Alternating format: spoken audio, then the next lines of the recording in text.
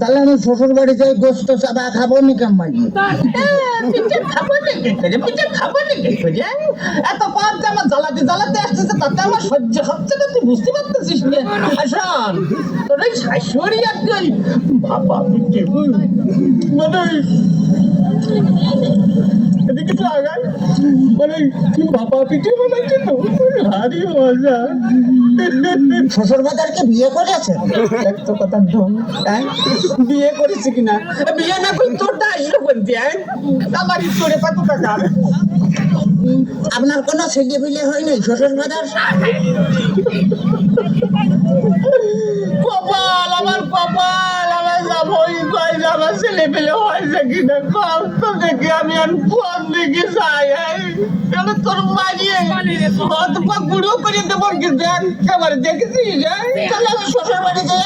গোস্ত চাবা খাবো নাকি গোস্ত চাপা খাবার কি করে এই যে অবস্থা করতেছো তাতে তাতে তুমি বুঝতে পারছো না যে গোস্ত খাবার কি করে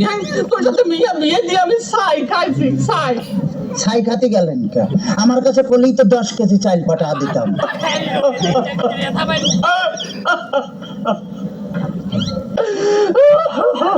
কাঁদতেছেন শ্বশুর বাজার দেখতেছিস ও আচ্ছা। আমার যদি কথা বলিস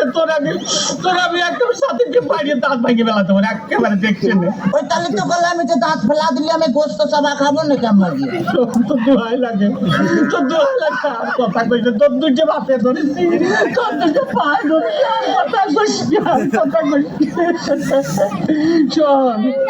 শোনে ঘটনা হচ্ছে কি